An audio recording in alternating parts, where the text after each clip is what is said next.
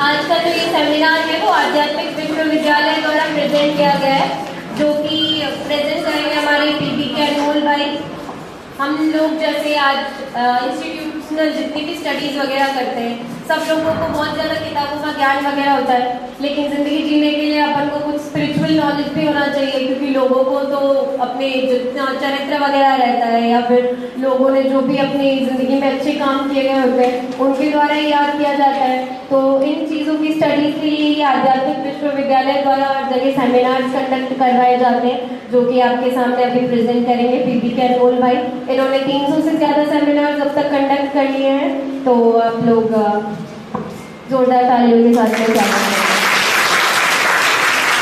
आज का टॉपिक है भगवत गीता, चैप्टर नंबर 16।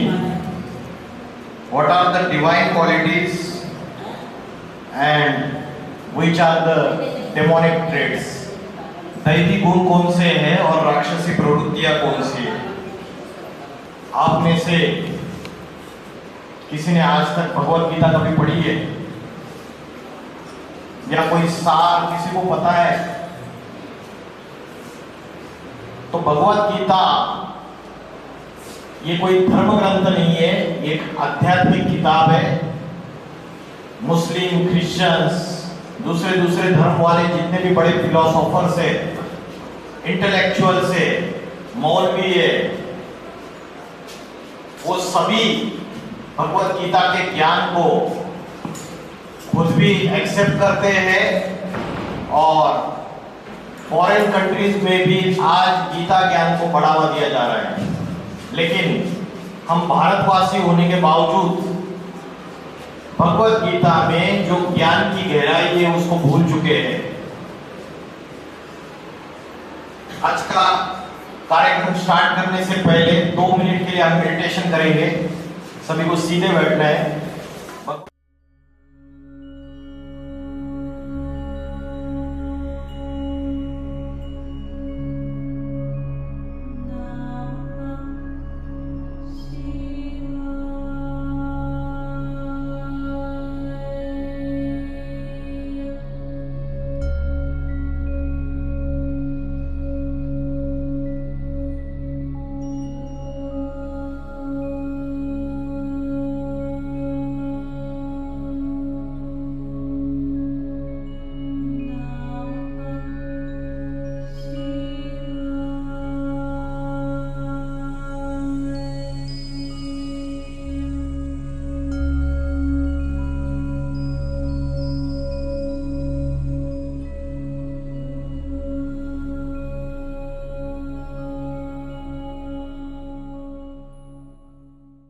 जैसे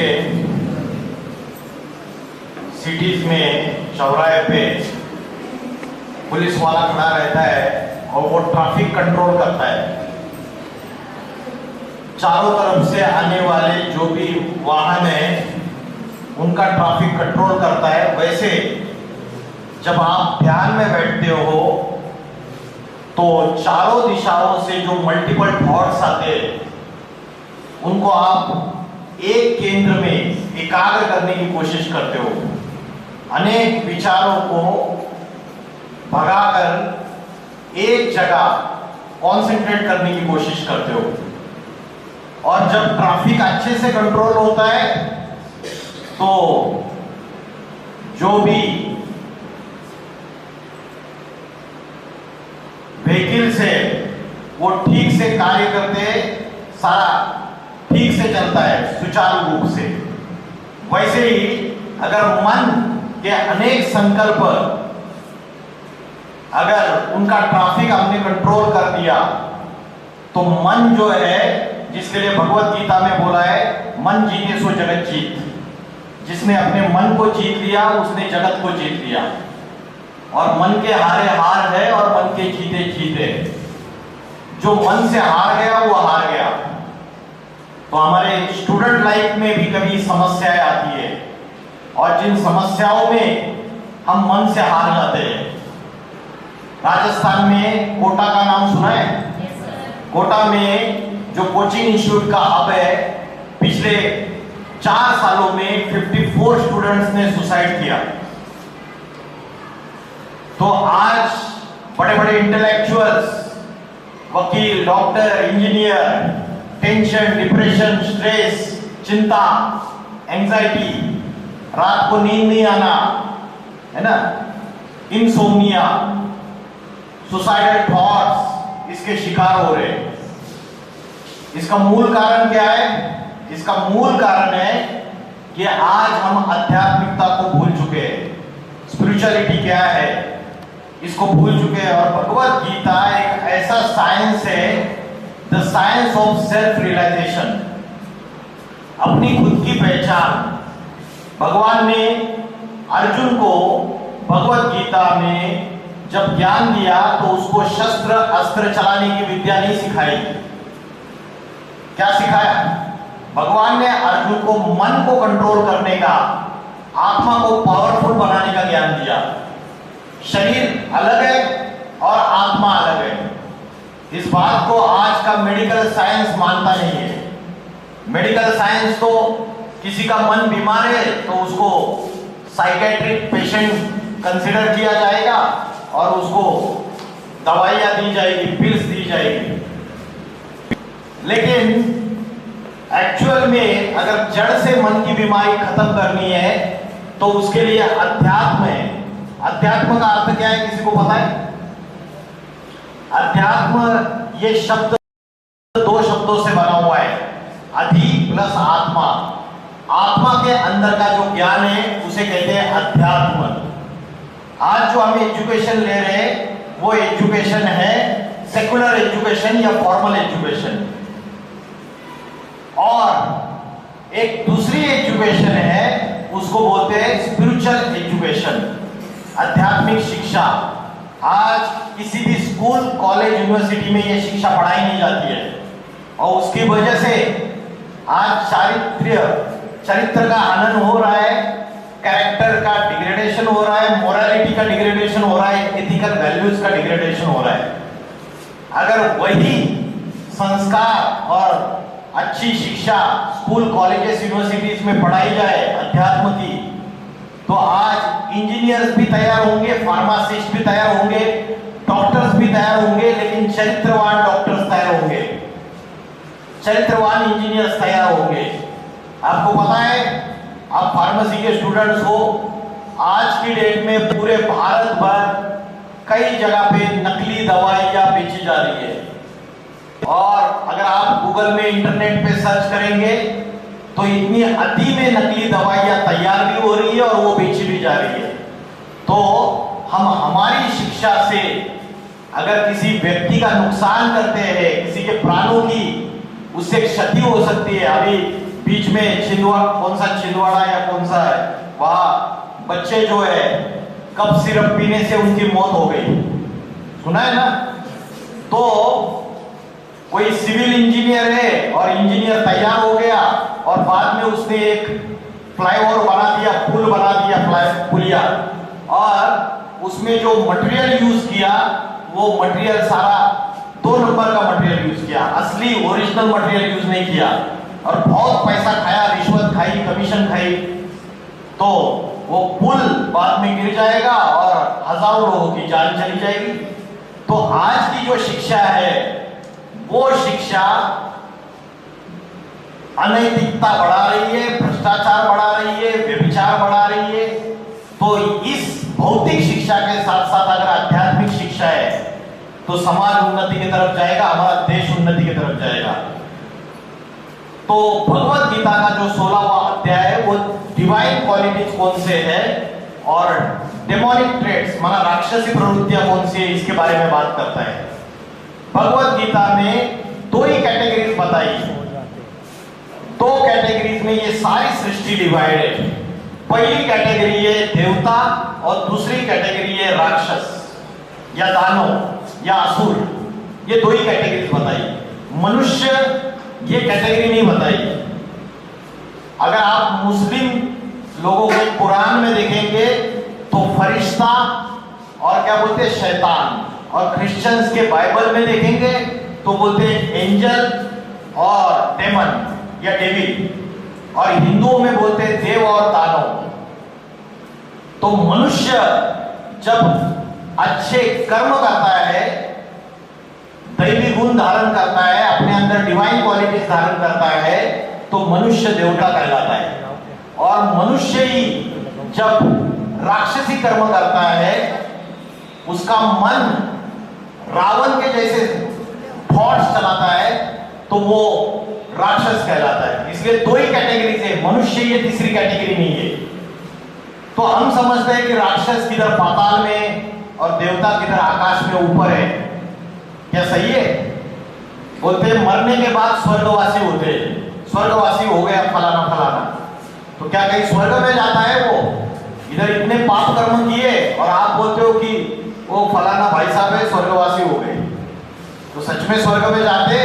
स्वर्ग ये जो कंसेप्ट है, स्व ग मना गया और स्व मना आत्मा, स्व मना आत्मा, सोल कॉन्शियसनेस, आत्मिक स्थिति में गया।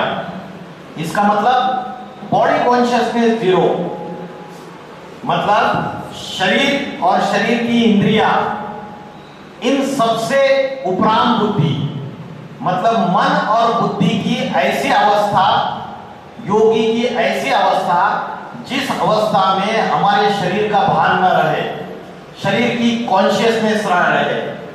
तो स्वर्ग यह ऐसी स्थिति है जहां परमानंद है। और नरक क्या है?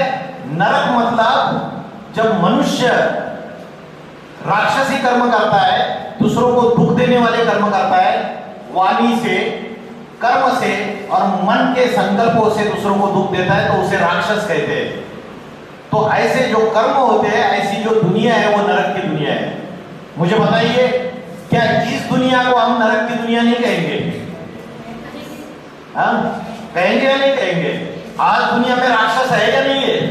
मनुष्य के भेष में सूरत जो है मनुष्य की है, लेकिन सीरत जो है वो जानवर जैसी है, राक्षस जैसी है। सीरत माना चलन, कैरेक्टर, है ना? तो स्वर्ग और नरक इसी दुनिया की बात है। जब अध्यात्म में हम ऊंची अवस्था प्राप्त करते हैं, हम अपने देह और देह के संबंधी शरीर, इससे उपरांत जाती है हमारी मन बुद्धि, ईश्वर से कनेक्ट हो जाती है, तो वो स्वर्ग की अवस्था है। और अगर हम विषय विकारों में फंसते हैं तो वो नरक की अवस्था है। तो 4 युग है, ये सृष्टि जो है इसका चक्र है। ये 4 युगों का चक्र घूमता रहता है। जैसे दिन के बाद रात्रि आती है और रात्रि के बाद फिर से दिन आता है, और ऋतुओं का चक्र भी घूमता रहता है। विंटर सीजन आता है, उसके बाद समर सीजन आता है, और उसके बाद रेनी सीजन आता है। ये चक्र घूमता रहता है। वैसे ये युगों का जो चक्र है ये भी घूमता रहता है। अभी कौन सा युग चल रहा है? अभी कलयुग नहीं चल रहा है। कौन बताएगा? अभी चल रहा है घोर पापी कलयुग। दुनिया में पाप, भ्रष्टाचार, अत्याचार, दुख, अशांति, हिंसा, आतंकवाद सभी की आदि चल रही है। 2024 में कलकत्ता में एक डॉक्टर महिला के साथ रेप की और उसके बाद उसकी हत्या की घटना हुई। तो हमने चिल्लाया, क्या चिल्लाया? कि इनको फांसी की सजा दे दो, कैपिटल पनिशमेंट दे दो। लेकिन क्या कैपिटल पनिशमेंट देने से और फांसी की सजा देने से और कड़े कानून बनाने से क्या मनुष्य की मानसिकता बदल जाएगी? आप फांसी की सजा दोगे, वो मर जाएगा। लेकिन भगवत गीता बताती है आत्मा कभी मरती नहीं है, शरीर मरता है। आत्मा अलग है, शरीर अलग है। तो आत्मा जो कभी मरती नहीं है, वो दूसरे मां के गर्भ में प्रवेश करती है एक शरीर छोड़ने के बाद, और फिर से जन्म लेके फिर से वही कर्म करना चालू करे। पिछले जन्म में अगर कोई चोरी का कर्म कर रहा था, तो चोरी का संस्कार उसके मन और बुद्धि में था, और जब वो पुराना शरीर त्याग देता है और नया जन्म ले लेता है, तो वो चोरी का संस्कार उसके साथ साथ जाता है। क्योंकि आत्मा जो है वो जब एक शरीर छोड़ के दूसरे शरीर में जाती है, तो आत्मा अपने साथ क्या लेके जाती है? पता है किसी को? आत्मा अकेली जाती है या कुछ लेके जाती है साथ में? कर्म लेके जाती है। तो कर्म मतलब डेटा, जैसे मोबाइल है, हैंडसेट है, हैंडसेट में अलग अलग डेटा है, वीडियोस है, पिक्चर्स है ना, फाइल्स है, डॉक्यूमेंट्स है। तो जब मुझे हैंडसेट चेंज करना है तो मैं क्या करता हूं, मेमोरी कार्ड निकाल के दूसरे हैंडसेट में डाल देता हूं, सारा का सारा डेटा ट्रांसफर हो जाता है। तो हमारी आत्मा की स्टोरेज स्पेस क्या है, जिसमें हम कर्मों को स्टोर करते हैं, अच्छे और बुरे, और संस्कारों को स्टोर करते हैं। वो स्टोरेज स्पेस है मन और बुद्धि, माइंड एंड इंटेलेक्ट। मानते हो इस बात को? मन में ये स्टोरेज स्पेस है। आज से 15 साल पहले आपके जीवन में कोई दुखदाई घटना घटी होगी जब आप छोटे थे, आज भी आपके मन के कोने में वो पड़ा रहता है, वो फाइल कभी भी ओपन हो जाती है और आप फिर से दुखी हो जाते हो, होता है ना। तो सबकॉन्शियस माइंड बोलते हैं इसको। तो हमारा मन और हमारी बुद्धि ये स्टोरेज स्पेस है। आत्मा जब एक शरीर छोड़ के दूसरा शरीर धारण करती है तो मन और बुद्धि उसके साथ साथ जाता है। इसलिए पिछले जन्म में अगर चोरी के संस्कार है तो अगले जन्म में फिर से वो संस्कार बचपन से ही दिखाई देंगे। 5-6 साल का छोटा सा बच्चा स्कूल में ही कंपास से दूसरे की पेंसिल, दूसरे का पेन चोरी करना चालू कर देगा। उसको माँ बाप ने भी नहीं सिखाया, उसके दोस्तों ने भी नहीं सिखाया, उसके अंदर वो संस्कार फिर से इमर्ज हो जाएगा। इसलिए फांसी की सजा देने से उसके अंदर की मानसिकता नहीं बदल सकती, उसके अंदर की जो राक्षसी प्रवृत्ति है वो खत्म नहीं होती। इसलिए आज गवर्नमेंट को कड़े कानून लाने की जगह आध्यात्मिकता, मन में पॉजिटिव विचार कैसे आए, शुद्ध विचार कैसे आए, उसके लिए आध्यात्मिक ज्ञान की जरूरत है। तो 4 युग है, सतयुग, त्रेतायुग, द्वापर युग और कलयुग। तो युगों का चक्र घूमता रहता है। कलयुग की पापों की आदि हो जाती है तो फिर से ट्रांसफॉर्मेशन, परिवर्तन, और वो परिवर्तन है नवयुग, उसको कहते हैं सतयुग। तो सतयुग और त्रेतायुग ये देवताओं की दुनिया है। वहां ऐसे मनुष्य हैं जिनके अंदर डिवाइन क्वालिटीज है। डिवाइन क्वालिटीज क्या है ये चैप्टर नंबर 16 में भगवत गीता में बहुत विस्तार से समझाया है। और द्वापर युग और कलयुग में मनुष्य के अंदर 5 विकारों की प्रवेशता हो जाती है और मनुष्य के अंदर राक्षसी प्रवृत्तियां बढ़ती जाती है। तो द्वापर युग और कलयुग ये राक्षसों की दुनिया है और सतयुग और त्रेतायुग ये देवताओं की दुनिया है। इसी धरती पे स्वर्ग भी है, इसी धरती पे नरक भी है। जैसे दिन और रात, दिन में सारा सोचना रहता है, बहुत फ्रेश लगेगा, अच्छा लगेगा, और रात्रि में अंधकार रहता है और अंधकार में भटकते रहते। अंधकार माना अज्ञान रूपी अंधकार, इग्नोरेंस। तो आज जो समय चल रहा है कलयुग का, ये ऐसा समय है जिस समय 5 विषय विकार सब में आदि हो चुके हैं, जिसकी वजह से हमारे आत्मा की शक्ति कमजोर हो रही है, जिसकी वजह से डिप्रेशन, टेंशन, स्ट्रेस, एंजाइटी, इन प्रॉब्लम्स में हम फंस रहे हैं। वो 5 विकार क्या है जो आत्मा के शत्रु है, जिसकी वजह से आत्मा की पावर कमजोर होती है। किसी को पता है?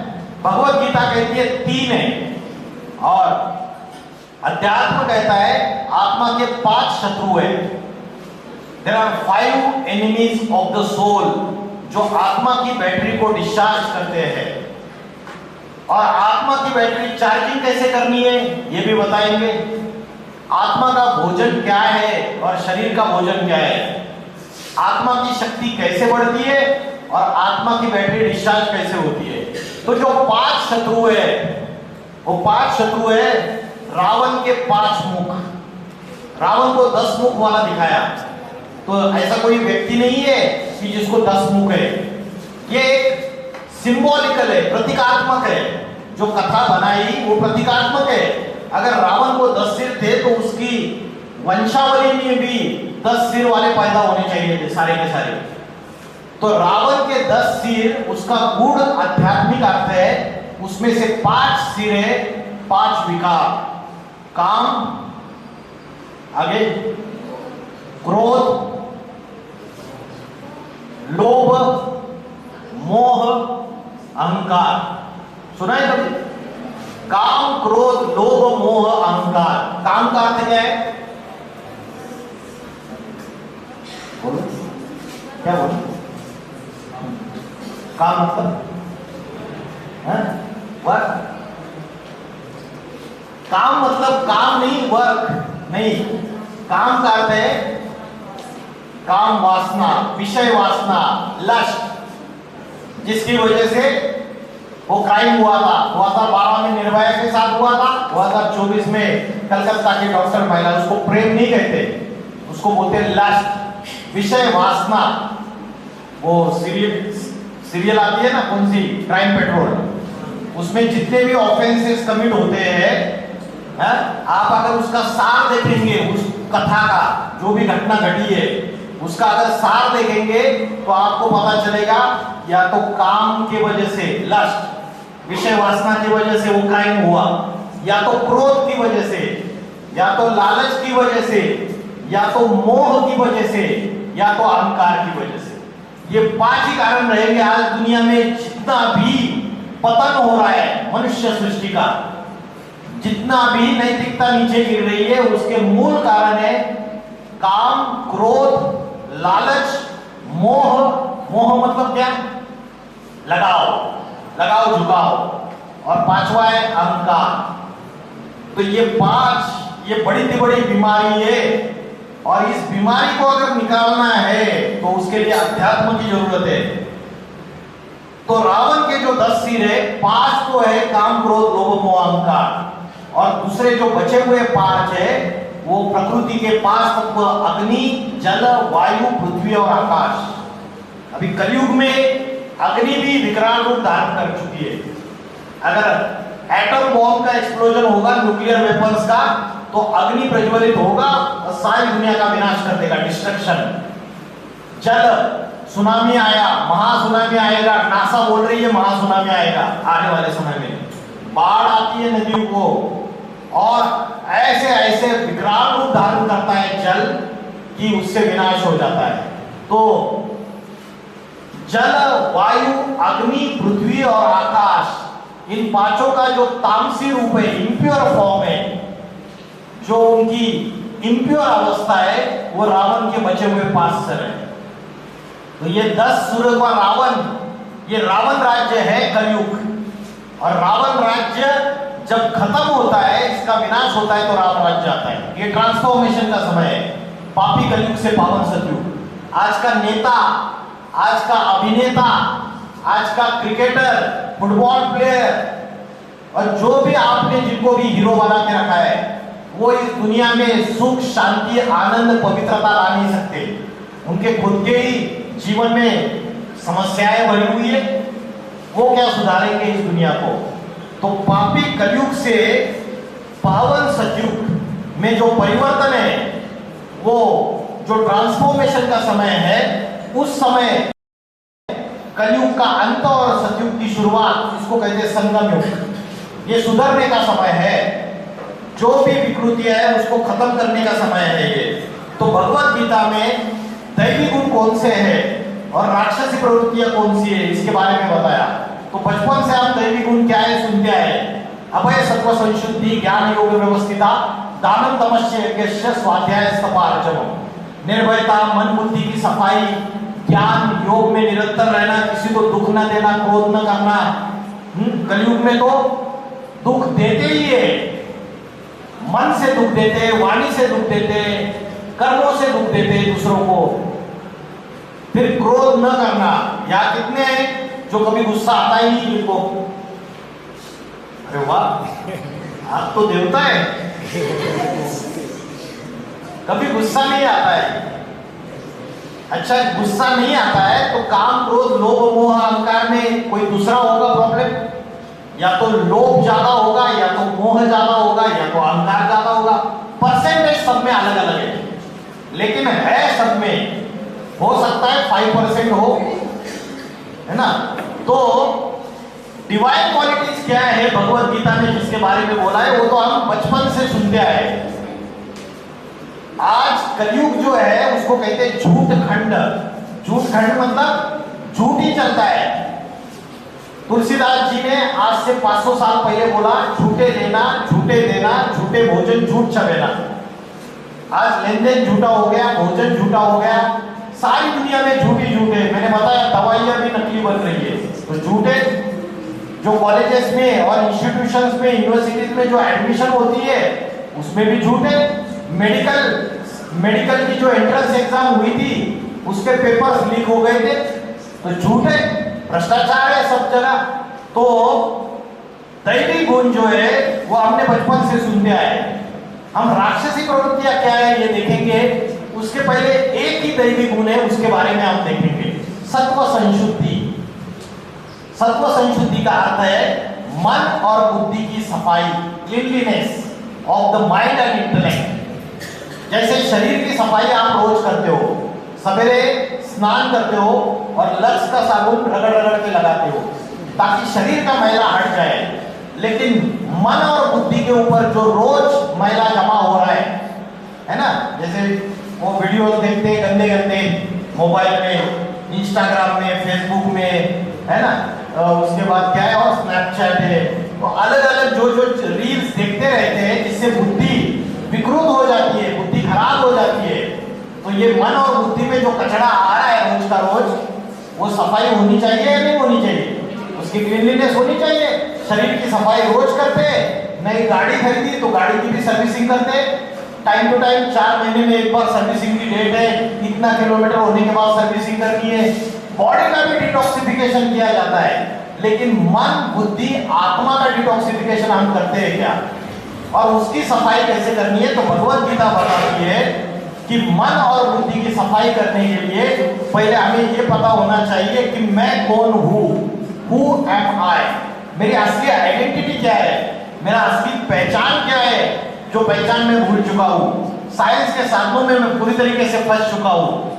As per survey and research 90% youngsters ये मोबाइल, लैपटॉप, इंटरनेट टेक्नोलॉजी, इसमें पूरी तरीके से बुद्धि, सोशल मीडिया इसमें फंस चुकी है, और ऐसी फंस चुकी है कि साधनों के अधीन हो चुके हैं, हम डिपेंडेंट हो चुके हैं।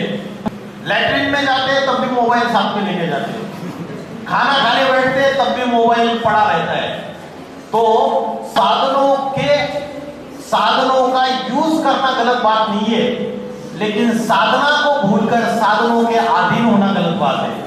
समझ में आया क्या बोला? डिपेंडेंट होना गलत बात है, यूज करना गलत बात नहीं है। तो मेरी असली आइडेंटिटी क्या है, यही प्रश्न ये शिव शंकर भोलेनाथ ने हनुमान जी को पूछा कि तुम कौन हो, और उसका आंसर क्या दिया? कौन हो तुम?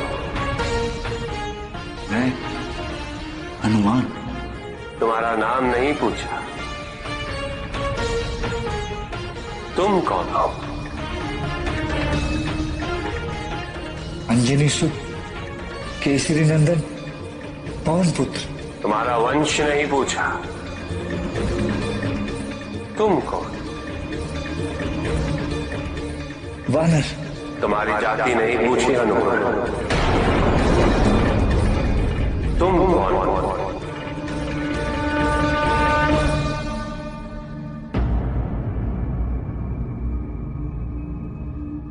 मुझे ज्ञात नहीं, मुझे केवल ये ज्ञात है कि मुझे कुछ ज्ञात नहीं। मुझे अभी यही ज्ञात है कि मैं स्वयं अज्ञात हूं। तो आज हम भी अपनी आइडेंटिटी भूल चुके हैं। हम अपनी आइडेंटिटी बनाते हैं जाति के आधार से, मैं राजपूत हूँ, मैं मराठा हूँ, मैं सिख हूँ, या धर्म के आधार से, अपनी क्वालिफिकेशन के आधार से, मैं इंजीनियर हूँ, डॉक्टर हूँ, वकील हूँ।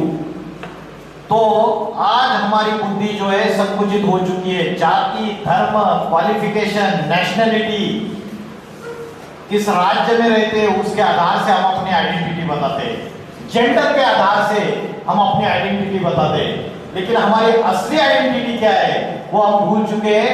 हमारी असली आइडेंटिटी भूलने की वजह से आज टेंशन, डिप्रेशन, स्ट्रेस, एंजाइटी, सारे प्रॉब्लम्स। तो हमारी असली आइडेंटिटी है I am not a physical body, I am a soul, मैं शरीर नहीं हूं, मैं आत्मा हूं। ये मेरी असली आइडेंटिटी है, ये रियल आइडेंटिटी है, ये मेरी परमानेंट आइडेंटिटी है, ये कभी खत्म न होने वाली आइडेंटिटी है। आज से अभी बच्चा जब जन्म लेता है तो क्या डॉक्टर बन के पैदा होता है या वकील बन के पैदा होता है? तो उसकी ये परमानेंट आइडेंटिटी नहीं है। आइडेंटिटी वो परमानेंट है जो मां के गर्भ में था तब भी थी और शरीर छोड़ने के बाद भी रहेगी। आत्मा अजर अमर अविनाशी है, शरीर विनाशी है। इस कंसेप्ट को हम भूल चुके हैं। ये भगवत गीता का सबसे मूल सिद्धांत है। जैसे मैं ये कपड़े बदलता हूँ, शर्ट बदलता हूँ, कुर्ता चेंज करता हूँ, वैसे आत्मा शरीर रूपी वस्त्र बदलता है। जैसे शरीर पुराना हो जाता है तो आत्मा नया शरीर धारण कर लेती है। तो आत्मा एक एनर्जी है, चेतना है, प्राण शक्ति है। और ये प्राण शक्ति जो है ये इस शरीर में कहाँ रहती है, उसका ध्यान कैसे करना है, ये हम भूल चुके हैं। हम शरीर की इंद्रियों में फंस चुके हैं। आंख, नाक, कान, जिह्वा, त्वचा, 5 ज्ञानेंद्रिय और 5 कर्मेंद्रिय। और इस शरीर को चलाने वाला जो मालिक है, कंट्रोलर है, वो कौन है? कंट्रोलर है? कौन है? कौन है शरीर का कंट्रोलर? ब्रेन। यही तो है।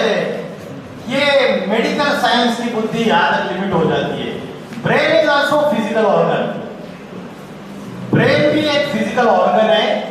ब्रेन डेड हो जाता है तो भी मनुष्य जिंदा रह सकता है क्या? जिंदा रह सकता है। लेकिन जब आत्मा शरीर से निकल जाती है तो बॉडी डेड बॉडी है। 1 सेकंड में आत्मा जब तक शरीर में है तब तक वो शरीर काम कर सकता है। आत्मा निकल जाती है तो वो डेड बॉडी है। तो आत्मा जो है वो शरीर का असली कंट्रोलर है। ब्रेन भी एक इंस्ट्रूमेंट का पार्ट है। जैसे कंप्यूटर में हार्डवेयर होता है, सॉफ्टवेयर होता है, प्रोग्रामिंग होती है। कंप्यूटर में अगर वायरस आ गया तो हम एंटीवायरस डाउनलोड करते हैं। वैसे ही हमारे मन और बुद्धि में जो सॉफ्टवेयर है उसमें अगर काम, क्रोध, लोभ, मोह, अहंकार, ये 5 विकार जो आत्मा के शत्रु है, जिससे हमारी आत्मा की शक्ति कमजोर हो जाती है, मन की शक्ति कमजोर हो जाती है। तो शरीर एक गाड़ी है और इस गाड़ी के ड्राइवर का भोजन जैसे अलग होता है और गाड़ी का भोजन अलग होता है, वैसे आत्मा का भोजन अलग है और शरीर का भोजन अलग है। आत्मा का भोजन क्या है? कौन बताएगा? क्या है आत्मा का भोजन?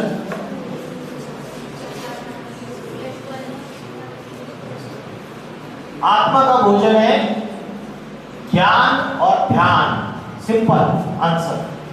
ज्ञान मतलब कौन सा ज्ञान? फार्मेसी का ज्ञान, आध्यात्मिक ज्ञान, स्पिरिचुअल नॉलेज, जिसके लिए भगवत गीता में बोला है नहीं ज्ञानेन सदृशम पवित्रम यह विद्यते। इस आध्यात्मिक ज्ञान के सिवाय इस संसार में कोई भी वस्तु पवित्र नहीं है। तो आध्यात्मिक ज्ञान ये ऐसा जल है जो हमारे आत्मा के ऊपर का मैला साफ कर देता है। इसलिए बोला ज्ञान निर्धूत कल्मषा। कल्मषा मतलब जो पाप है, जो मैला है, हमारे अनेक जन्मों के जो पाप कर्म है उसको भस्म कर देता है आध्यात्मिक ज्ञान। और दूसरा है योग, जिसको बोलते हैं ध्यान। योग का अर्थ क्या है? Literal meaning. योग इस शब्द का अर्थ कौन बताएगा? तो ये 2 भोजन अगर लेंगे तो आत्मा शक्तिशाली होती है। योग का अर्थ क्या है? योग का अर्थ है कनेक्शन, संबंध। किसका किससे संबंध? किसका किससे कनेक्शन? आत्मा का परमात्मा से कनेक्शन। परमात्मा क्या है? परमात्मा बड़ी बैटरी है, जनरेटर है, और आत्मा छोटी बैटरी है। वो भी डिस्चार्ज हो गई कलयुग के अंत में। तो इस छोटी बैटरी को अगर पावरफुल बनाना है, चार्जिंग करनी है, आज इस छोटी बैटरी आत्मा में न पवित्रता है, न ज्ञान है, आध्यात्मिक ज्ञान नहीं है, न शांति है, न सुख है, न आनंद है, न प्रेम है प्रेम? आज का जो प्रेम है वो स्वार्थ युक्त प्रेम है, सेल्फिश लव। भाई भाई का प्रॉपर्टी के छोटे से टुकड़े के लिए गला काट देता है।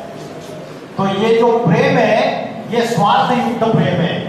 आज लड़की शादी करके जाती है तो ससुराल वाले बोलते हैं कि कितने गहने लाई, कितना सोना लाई, कितने दहेज दिया, कितना पैसा दिया। तो ये जो लेन देन है इतना दिया तो इससे शादी हो गई, ये इसको प्रेम कहेंगे? प्रेम में व्यापार होता है क्या? लेन देन होता है क्या?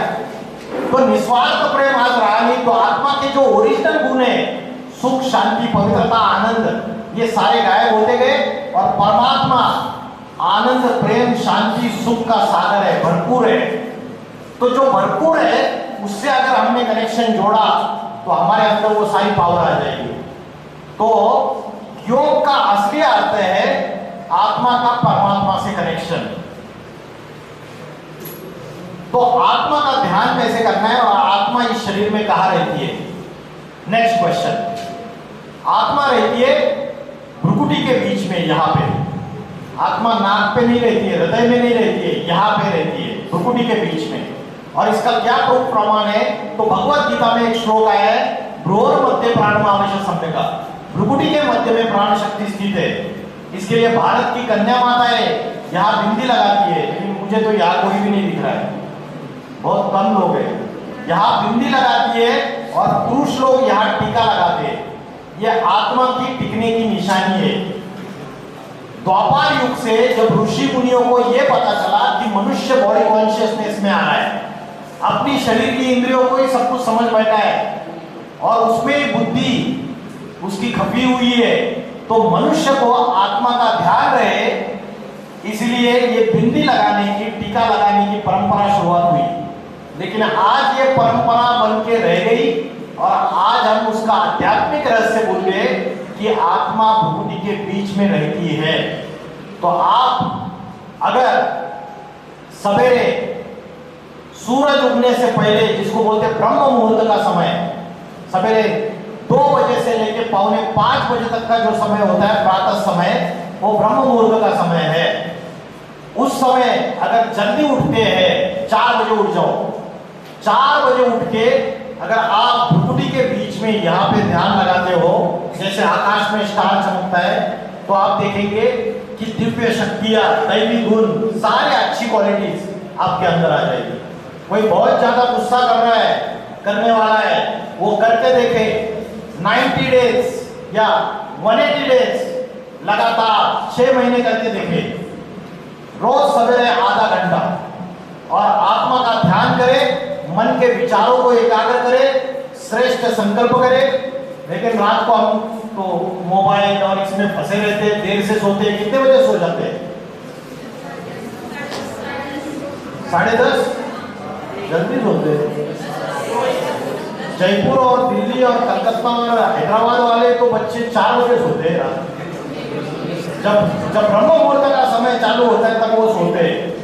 और भगवत गीता में बोला है ये राक्षसी संप्रदाय है, ये सारा आसुरी संप्रदाय है जो रात को देर तक जागते हैं, क्योंकि शास्त्रों के अनुसार रात के 9:30 बजे से लेकर 12:30 बजे तक का समय राक्षस काल है। तो राक्षस काल में जगने वाले, उनके कर्म भी राक्षसी, उनके मन के थॉट्स भी राक्षसी, उनके वाणी में भी राक्षसी बना है ना। तो आत्मा का ध्यान करने का अच्छा समय है प्रातः समय। ये शास्त्र है कठोपनिषद, इसमें बोला आत्मानाम रथिनम विद्धि शरीरम रथमेव च। आत्मा रथी है, रथी मीन्स पैसेंजर, सवारी। शरीरम रथमेव च, शरीर गाड़ी है। बुद्धि तुम सारथी विद्धि, बुद्धि ड्राइवर है। मन प्रग्रहमेव च, मन लगाम है। इंद्रियानी हयानाऊ, इंद्रिया घोड़े है, और आज ये इंद्रिया रूपी घोड़े भाग रहे और मन रूपी लगाम ढीला हो चुका है, और बुद्धि रूपी ड्राइवर जो है वो बुद्धि भ्रष्ट हो रही है या श्रेष्ठ बन रही है? भ्रष्ट बन रही है। ये जो इंस्टाग्राम, ये व्हाट्सएप, ये यूट्यूब, ये टिकटॉक, ये स्नैपचैट और ये फेसबुक, इससे बुद्धि भ्रष्ट बन रही है। और भ्रष्ट बुद्धि अच्छा कंस्ट्रक्टिव कार्य कर ही नहीं सकती। तो ये जो बुद्धि रूपी ड्राइवर अगर भ्रष्ट बन गया तो गाड़ी गड्ढे में चली जाएगी। तो अगर बुद्धि को पावरफुल बनाना है, आत्मा को शक्तिशाली बनाना है, तो बुद्धि को पॉजिटिव फीडिंग करनी पड़ेगी, क्लींसिंग करनी पड़ेगी, सफाई करनी पड़ेगी उसकी। और उसकी सफाई करने के लिए मैंने दो बताया, एक तो ज्ञान, स्पिरिचुअल नॉलेज, रोज 1 घंटा सुनो, YouTube में सब जगह अवेलेबल है, हमारा YouTube चैनल है, उसमें भी आप देख सकते हो। और दूसरा है मेडिटेशन, योग। तो ये दो जो है जिससे आत्मा की शक्ति बढ़ सकती है। तो कलयुग का जो लास्ट समय है, मैंने बोला ट्रांसफॉर्मेशन का समय, उसमें आत्मा अपनी राक्षसी प्रवृत्तियों को खत्म करके अपने अंदर दैवी गुण धारण कर सकती है। अभी परिवर्तन का समय चल रहा है। तो ये जो समय है, ये परिवर्तन का समय इसलिए क्योंकि यही समय है जिस समय स्वयं परमात्मा शिव इस धरती पर अवतार लेते हैं अति साधारण मनुष्य शरीर में। भगवत गीता में बोला है, जब जब धर्म की ग्लानि होती है, अधर्म का बोलबाला होता है, तब दुर्जनों का विनाश करने के लिए और सज्जनों की रक्षा करने के लिए मैं आता हूं। महाभारत में एक दुर्योधन एक दुशासन दिखाया। आज कलयुगी दुनिया में लाखों करोड़ों दुर्योधन है, करोड़ों दुशासन है, 6-6 महीने की 8-8 महीने की छोटी छोटी बच्चियों के ऊपर बलात्कार हो रहे हैं, ह्यूमन ट्रैफिकिंग हो रही है, लड़कियों को बेचा जाता है। अगर न्यूज सुनते हो समाज में क्या चल रहा है, अगर इसको प्रॉपरली देखते हो, तो आज की ये परिस्थिति है कि करोड़ों दुर्योधन दुशासन है, ऐसी राक्षसीय प्रवृत्तियां बढ़ती चली जा रही है। तो ऐसे समय अधर्म का विनाश करने के लिए, दुर्जनों का विनाश करने के लिए और सज्जनों की रक्षा करने के लिए मैं आता हूं। भगवत गीता कहती है आता हूं, मतलब वो यहां है नहीं। और हम क्या बोल रहे हैं कि भगवान तो कण कण में व्यापक है, इनमें भगवान, उनमें भगवान, इसमें भगवान, हर चीज में भगवान है। हमने सबसे बड़ी गलती कर दी कि भगवान को सर्वव्यापी समझ लिया। भगवान इन चारों युगों में कोई एक ऐसा समय है, उस समय आता है और ऐसा आध्यात्मिक ज्ञान देता है, ऐसी योग की शक्ति बताता है और जिससे दुनिया में परिवर्तन लाता है, ट्रांसफॉर्मेशन करता है। तो वो जब आता है तो राजयोग की शिक्षा पढ़ाता है। राजयोग की शिक्षा ये ऐसी शिक्षा है जिसमें आप देख रहे हैं चित्र में कि ये व्यक्ति एक आसन पे बैठा है, यह आसन 4 पिलर्स के ऊपर बेस्ड है और वो व्यक्ति आत्मा का ध्यान करते हुए परमात्मा से कनेक्शन जोड़ रहा है, परमात्मा को याद कर रहा है। वो जिस आसन पे बैठा है वो 4 पिलर से, पहला पिलर है ब्रह्मचर्य। अभी हमने मेडिटेशन सॉन्ग सुना स्टार्टिंग में, क्या सॉन्ग सुना? पवित्र मन रखो, पवित्र तन रखो, पवित्रता मनुष्यता की शान है, जो मन वचन कर्म से पवित्र है वो चरित्रवान ही यहाँ महान है। सुना ना सॉन्ग शुरुआत में? तो ब्रह्मचर्य मना मन की पवित्रता, वाणी की पवित्रता और कर्म की पवित्रता, ये ब्रह्मचर्य है। सेल्फ कंट्रोल, अपने ऊपर कंट्रोल, अपनी इंद्रियों के ऊपर कंट्रोल, अपने मन के ऊपर कंट्रोल, ये अध्यात्म से आता है। दूसरी चीज है शुद्ध अन्न, जैसे खाओगे अन्न वैसे बनेगा मन, और जैसे पियोगे पानी वैसे होगी वाणी। अन्न का मन से कनेक्शन है, लेकिन मेडिकल साइंस को ये बात पता नहीं है। पुराने जमाने में अगर गांव में आप देखेंगे तो किसी के घर में जाएंगे तो बोलते थे पानी पी के आए हो, खाना खा के आए हो। अपने हाथ से बनाया हुआ भोजन सर्वश्रेष्ठ भोजन है, या माँ के हाथ से। अभी तो होटल, रेस्टोरेंट, जोमेटो, टोमेटो, अभी कहाँ से शहरों में जाओ, खाना बनाती नहीं है लेडीज, खाना नहीं बनाती, या तो वो मेड आएगी वो खाना बनाएगी। अभी जो आ रही है वो अपने पति से झगड़ा करके आ रही है, पति शराब पीता है, उसको मारता है, वो दुखी है, दुखियारी आती है आपके किचन में आके खाना बनाती है। या तो वो जोमेटो वाला जब खाना बनाता है तो उसके मन में विचार चल रहे वेश्यावृत्ति के, वेश्यागमन के, उसके मन में विचार चल रहे किसी की हत्या करने के, और वो खाना बना रहा है, अच्छी डिलीशियस डिश प्रिपेयर कर रहा है। तो जब खाना बना रहा है तो उसके आंखों से, हाथों से वाइब्रेशन निकल रहे हैं नहीं निकल रहे? आप सभी से वाइब्रेशन निकल रहे हैं, अभी भी निकल रहे हैं।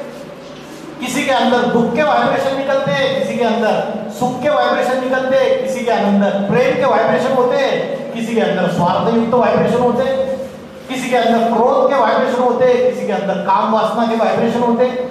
तो वो जब खाना बनाएगा तो उसके वाइब्रेशन उस अन्न में उतरते हैं, और वो अन्न ग्रहण करने वाला जो व्यक्ति है उसका मन भी उसके जैसा ही बन जाता है। उसको भी हिंसा के विचार आएंगे, उसको भी वेश्यागमन के वेश्या इसके विचार आएंगे। तो आज राजयोग कहता है जैसे खाओगे अन्न वैसे बनेगा मन, और जैसे पियोगे पानी वैसे होगी वाणी।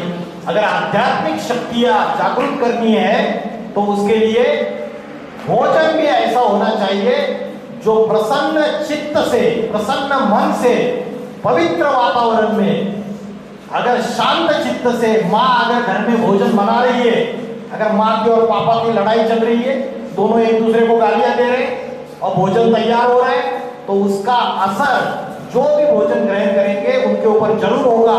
उनकी मानसिकता नीचे गिरेगी, पांचों विकारों का आक्रमण होगा, और बुद्धि वो जो है और आत्मा की शक्ति कमजोर हो जाएगी। तीसरा है दैवी गुण, डिवाइन क्वालिटीज। राजयोग की शिक्षा दैवी गुणों को बढ़ाने का और आसुरी गुणों को खत्म करने का ध्यान देती है। और चौथा है सत्संग, स्पिरिचुअल एजुकेशन। तो ये राजयोग के 4 पिलर्स है। इसको अगर जीवन में फॉलो करेंगे तो राक्षसी प्रवृत्तियां भाग जाएगी। भगवत गीता में 16वें अध्याय में राक्षसी प्रवृत्तियां क्या क्या है ये बताया। पाखंड, पाखंड मतलब दिखावा। एक्चुअल में हाथी के दिखाने के दांत अलग और खाने के दांत अलग। तो आज दुनिया में पाखंड ऐसा बढ़ता चला जा रहा है कि जो सत्य में जो अध्यात्म है उसको लोग भूल रहे हैं, अंधश्रद्धाओं में फंस रहे हैं, अल्पकाल के चमत्कारी बाबाओं के पीछे भाग रहे हैं, अल्पकाल की रिद्धि सिद्धियों में फंस रहे हैं। यह असली अध्यात्म नहीं है। अगर बीमारी जड़ से निकलनी है तो स्वयं आत्मा का ध्यान करके स्पिरिचुअल एजुकेशन। झाड़ को पानी डालते हैं तो झाड़ को पानी डालते हैं, तो टहनियों को पानी डालते हैं, तने को पानी डालते हैं, पत्तों को पानी डालना है या जड़ों को पानी डालना है? जड़ों को। तो आज हम क्या करते हैं, शरीर झाड़ है और आत्मा उसका बीज है। बीज और जड़ें जो दिखाई नहीं दे रही है। तो आज हम क्या कर रहे हैं, शरीर को अच्छे से सजाते धजाते हैं। लिपस्टिक लगाएंगे, पाउडर लगाएंगे, फेयर एंड लवली लगाएंगे, ब्यूटी पार्लर जाएंगे, जिम जाएंगे, बाइसेप ट्राइसेप बनाएंगे। तो देह के लिए सारी सब कुछ करते हैं उसको ठीक रखने के लिए, लेकिन जो जड़ें है, जो बीज है, मन कमजोर है। मुझे बताओ, अगर किसी का मन कमजोर है और उसकी बॉडी पावरफुल है तो वो ज्यादा, दोनों की लड़ाई हो गई। और दूसरा व्यक्ति है उसका मन पावरफुल है लेकिन शरीर से कमजोर है, तो पावरफुल मन कमजोर शरीर को कैरी कर सकता है, but the weak mind can not carry powerful body. मजबूत शरीर को कमजोर मन कैरी नहीं कर सकता। इसलिए छत्रपति शिवाजी महाराज और अफजल खान हट्टा कट्टा चौड़ा, लंबा चौड़ा, इतना बड़ा सांड जैसा, और छत्रपति शिवाजी महाराज हाइट में भी कम, शक्ति में कम उसके मुकाबले, लेकिन बुद्धि पावरफुल। तो विजय किसकी होती है? अफजल खान मारा जाता है। तो पाखंड जो है वो दुनिया में बढ़ता चला जा रहा है। अल्पकाल की प्राप्तियों के पीछे भाग रहे हैं। ये राक्षसी प्रवृत्ति है, ये भगवत गीता में बोला है। असुरों के लक्षण है ये। और दूसरी राक्षसी प्रवृत्ति है धन परिवार का घमंड। महाभारत में ऐसा कौन सा कैरेक्टर है जिसके अंदर धन परिवार का घमंड था? दुर्योधन। और जिसकी वजह से महाभारत हुई, कौरवों का कुल का समूल विनाश हो गया, यादवों के कुल का विनाश हो गया। तीसरा है अभिमान, चौथा है क्रोध, कठोरता, बेसमझी। ये सारे राक्षसी प्रवृत्तियां हैं। अभी मेरे पास अभी के प्रेजेंट समय के बहुत एग्जाम्पल्स है, लेकिन टाइम कम है इसलिए मैं बता नहीं रहा हूं, आप समझ सकते हो। तो जो राक्षसी प्रवृत्ति के लिए भगवत गीता में बोला, वो करने योग्य कर्म नहीं करते हैं, और जो कर्म त्यागने चाहिए उनको नहीं त्यागते, वो राक्षसी प्रवृत्ति के लोग हैं। जैसे भगवत गीता बोलती है प्रातः समय ब्रह्म मुहूर्त के समय उठना चाहिए। जो योगी है वो जल्दी उठता है, और जो भोगी है वो देर तक सोता है। रात को भी देर से सोएगा, सवेरे भी देर से उठेगा। तो जो राक्षसी प्रवृत्ति के लोग हैं, जो करने योग्य कर्म नहीं करते और जो त्यागने योग्य कर्म है वो करते हैं। त्यागने योग्य कर्म क्या है कि रात को नाइट पार्टीज करेंगे, क्लब में जाएंगे, पब में जाएंगे, गलत चीजें देखेंगे, रात भर मोबाइल चलाते रहेंगे, वो वेब सीरीज देखेंगे जिसमें सेक्सुअलिटी है, क्राइम है, गंदी गंदी चीजें, पॉर्न वीडियोज है, ब्लू फिल्म है, जिससे बुद्धि खराब करेंगे। तो उनमें ना शुद्धता होती है, ना मन में शुद्धता होती है, ना वाणी में शुद्धता होती है, उनमें ना सदाचार होता है, मतलब आचरण भी उनका गलत होता है। तो आज की जो एजुकेशन है वो एजुकेशन सिर्फ और सिर्फ ब्रेड अर्निंग एजुकेशन बन गई है, पैसा कमाने तक की सीमित विद्या है, चरित्र निर्माण की नहीं है। आज से 200 साल पहले भारत में गुरुकुल होते थे और जो शिक्षा दी जाती थी वो चरित्र निर्माण की शिक्षा दी जाती थी। तो China became the first country who declared addiction of the internet as one of the disease. तो इसका सोशल मीडिया का डायरेक्ट इंपैक्ट हमारे इमोशंस पे हो रहा है और आज दुनिया में मनुष्य की नैतिकता ऐसी गिरती चली जा रही है कि जिसका एग्जाम्पल है ये, इनको जानते हो आप, सुधीर चौधरी, ये जर्नलिस्ट है फेमस। इन्होंने बीच में एक एपिसोड चलाया था आज तक न्यूज चैनल में, उन्होंने एक सर्वे किया था। वो सर्वे क्या कहता है देखो।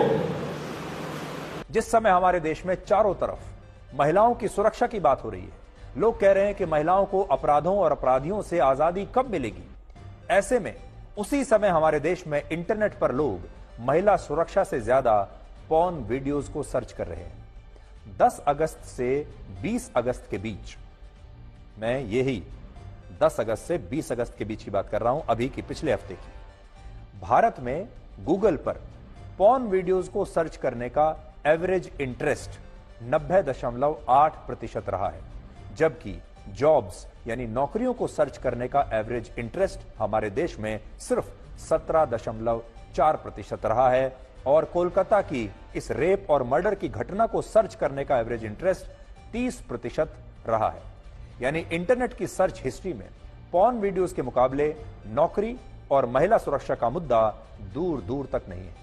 सबसे ज्यादा शर्मनाक बात यह है कि इसी देश में लोग इंटरनेट पर कोलकाता की घटना का रेप वीडियो ढूंढ रहे हैं। ये कुंभ मेला हुआ था प्रयागराज में, महाकुंभ मेला, उसमें युवाओं ने क्या किया, वो जो हमारी माताएं बहनें जो स्नान कर रही है उनके वीडियोस बनाए, उसको सोशल मीडिया प्लेटफॉर्म्स पे डाला। वो जब कपड़े बदल रहे तो उसके वीडियोस बनाए, उससे पैसा कमाया, उन वीडियोस को वायरल कर दिया। तो ये मानसिकता जो है राक्षसी प्रवृत्ति है, देवताई प्रवृत्ति है, राक्षसी प्रवृत्ति है। तो आज जैसे हमें खाना परोसा जाता है तो हम सोचते हैं कि भाई सामने खाने में नमक ज्यादा है तो हम थाली को रिजेक्ट कर देते हैं।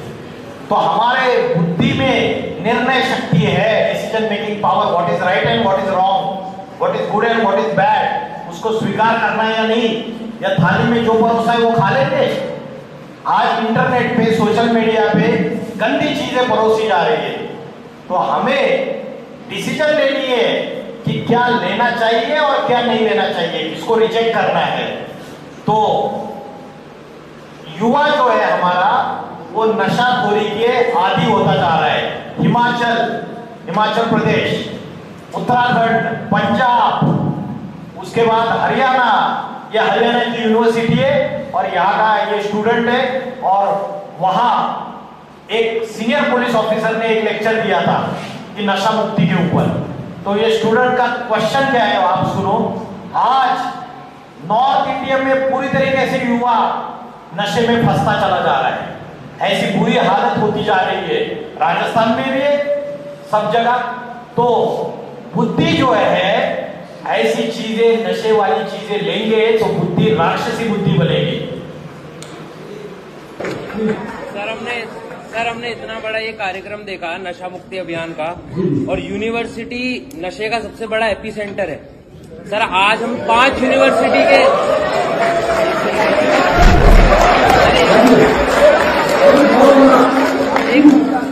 सर हम 5 यूनिवर्सिटी के बच्चे यहाँ पर, 4 यूनिवर्सिटी के बच्चे यहाँ पर बैठे हैं।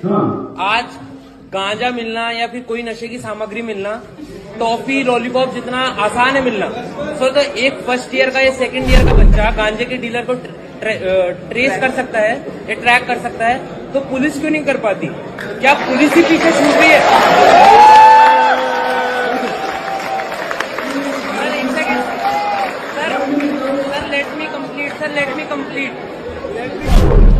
सर, मेरा जो मानना है, क्योंकि मैं भी सोसाइटी में रहता हूँ, यूनिवर्सिटी का स्टूडेंट हूँ सर, यहाँ सामने चौकी है और चौकी के सामने ही गांजा मिलता है, तो क्या आपको नहीं लगता?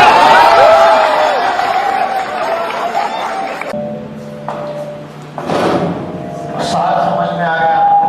तो यूनिवर्सिटी जो है ना, नशे के एपिसेंटर बन चुके हैं, या आज की समाज की हालत है?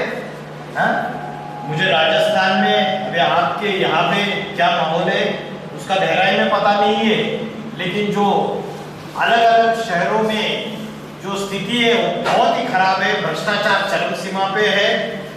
भगवत गीता ने ऐसी ऐसी बातें बोली है जो आज प्रैक्टिकल के वर्तमान स्थिति में लागू होती है। मैरिटल रेप, ये सुप्रीम कोर्ट में एक पिटीशन गया था, याचिका फाइल की गई थी, जिसमें पत्नियां कोर्ट में गई कि हमारे ऊपर रेप्स हो रहे हैं हमारे पतियों के द्वारा, तो मैरिटल रेप इसको भी ऑफेंस बनाओ, है ना? तो ये जो मानसिकता नीचे गिरती जा रही है, ये राक्षसी प्रवृत्तियां, ये दुख देने वाली है, क्योंकि असुर का अर्थ ही है, राक्षस का अर्थ ही है, रावण का अर्थ है रावयते इति लोकाः, जो लोगों को रुलाता है वो रावण।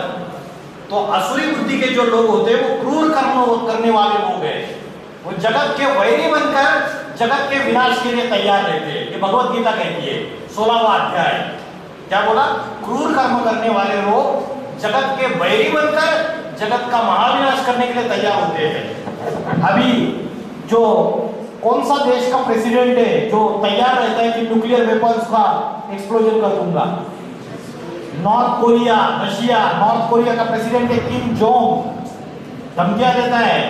रशिया का प्रेसिडेंट, अमेरिका का प्रेसिडेंट, तो आज क्या बोला भगवत गीता में? जगत के बैरी बनकर जगत का महाविनाश करने के लिए तैयार बैठे हुए ये आसुरी प्रवृत्ति के लोग हैं। पाकिस्तान का जो क्या नाम उसका, मुनीर, वो भी धमकियां देता है। पाकिस्तान में आज वहां खाने के लिए आटा नहीं है, चावल नहीं है, बच्चों को पिलाने के लिए दूध नहीं है, ऐसी मारामारी चल रही है। और वहां का जो तानाशाह है मुनीर, वो धमकी देता है कि एटम बम फोड़ दूंगा। खाने के लिए आटा नहीं है, चावल नहीं है, और इनके पास एटम बम है। तो ऐसे आसुरी वृत्ति के लोग जो है वो सारी दुनिया का विनाश करने के लिए तत्पर है। अंतरराज्यीय युद्ध, अंतरराष्ट्रीय युद्ध, दंगे, हिंदू मुस्लिम सिविल वॉर्स, उसके कगार पे दुनिया खड़ी हुई है, खासकर भारत। धर्म के नाम पे झगड़ा चल रहा है, धर्म के नाम पे हिंसा चल रही है, आपस में धर्मों में दुश्मनी बढ़ती चली जा रही है। और अभी ये जो समय चल रहा है ये कलयुग का डिस्ट्रक्शन का समय है, विनाश का समय है। और ये बात मैंने कह रहा हूं, ये बात अमेरिका के जो बड़े बड़े साइंटिस्ट है, अल्बर्ट आइंस्टाइन, रॉबर्ट ओपेनहाइमर, जिसने एटम बम बनाया था, रॉबर्ट ओपेनहाइमर, इन्होंने एक बुलेटिन ऑफ एटॉमिक साइंटिस्ट करके एक संगठन स्थापन किया था 1946 में। और उस संगठन के अनुसार इन्होंने बोला कि 3 चीजें हैं जिसकी वजह से ये दुनिया विनाश के नजदीक जाके खड़ी है। पहली चीज है न्यूक्लियर वॉर। अगर थर्ड वर्ल्ड वॉर हुआ तो न्यूक्लियर वॉर होगी, और न्यूक्लियर वॉर होगी तो एटॉमिक वेपन्स का यूज किया जाएगा, और अगर एटॉमिक वेपन्स का यूज हो जाएगा तो 1 सेकंड में ये सारी दुनिया खलास हो सकती है। इतने न्यूक्लियर पावर मनुष्य ने खुद मॉडर्न साइंस के आधार से अपने विनाश के सारे साधन तैयार कर लिए, बाहरी दुनिया का विनाश के साधन तैयार कर लिए, और हमारी जो अंदर की दुनिया है, मन और बुद्धि, उसका भी विनाश ही हो रहा है, वो भ्रष्ट बन रही है साइंस के साधनों से। तो मॉडर्न साइंस हमें विनाश की तरफ लेके जा रहा है। और दूसरी चीज है सिविल वॉर्स, और तीसरी चीज है सिविल वॉर्स मतलब हिंदू मुस्लिम गृह युद्ध, और तीसरी चीज है नेचुरल कैलेमिटीज, प्राकृतिक आपदाएं, भूकंप आएंगे, ज्वालामुखी फटेंगे, सुनामी आएगा। तो ये सारा एनवायरमेंटल जो डिग्रेडेशन हो रहा है उसका मूल कारण है मनुष्य आध्यात्मिकता से दूर जा रहा है और मॉडर्न साइंस के आदी होके विनाश के साधन खुद तैयार कर रहा है अपनी तामसी बुद्धि से। तो जैसे कोई पेशेंट है वो लास्ट जब डेथ बेड पे होता है तो उसको वेंटिलेटर पे बिठाया जाता है, वैसे दुनिया की हालत है। ये सारी दुनिया अंतिम सांसें गिन रही है और कुंभकर्ण की निद्रा में खासकर भारतवासी सोए हुए हैं। जो अज्ञान की निद्रा है उनको आत्मा का ज्ञान नहीं है, परमात्मा का ज्ञान नहीं है, ये भी पता नहीं है कि ये वो समय है जिस समय ईश्वर इस धरती पर अवतरित होकर इस दुनिया को परिवर्तन करने का ज्ञान देते हैं, आत्मा को पवित्र बनाने का ज्ञान देते हैं। तो वर्ल्ड वॉर 3 के अभी आसार है या नहीं है? अभी वर्ल्ड वॉर 3 के आसार है। अगर वर्ल्ड वॉर 3 हुआ तो क्या होगा? एटॉमिक वेपन्स का विस्फोट होने से अर्थ का टेम्परेचर इंक्रीज हो जाएगा। अर्थ का टेम्परेचर बढ़ने से क्या होगा बताओ? अर्थ का टेम्परेचर अगर बढ़ गया, एटॉमिक बॉम्ब का एक्सप्लोजन हो गया तो अर्थ का टेम्परेचर इंक्रीज हो जाएगा सडनली। उससे क्या होगा? उससे उत्तर ध्रुव और दक्षिण ध्रुव में जो बर्फ के पहाड़ है वो सारे के सारे पिघल जाएंगे और उससे क्या होगा? समुद्र का जलस्तर बढ़ता चला जाएगा और समुद्र का जलस्तर बढ़ने से बड़े बड़े जो महाद्वीप है वो समुद्र के अंदर समा जाएंगे। America, Europe, Africa, New Zealand, Australia, ये सारे महाद्वीप है और दुनिया में महाप्रलय, महाविनाश हो जाएगा। इसलिए शास्त्रों में बोलते हैं शंकर ने जब तीसरा नेत्र खोला दुनिया का महाविनाश हो गया।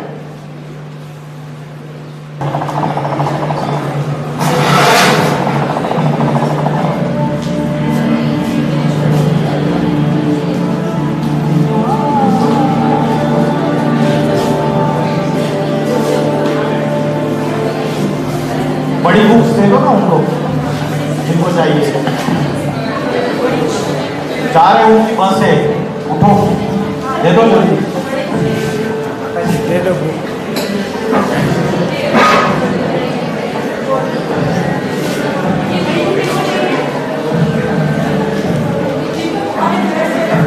जिनको ज्यादा इंटरेस्ट है वो बड़ी बुक्स में डिटेल में दिया हुआ है, वो हाथ हैंड रेस कीजिए, उनको बड़ी books they free of cost है।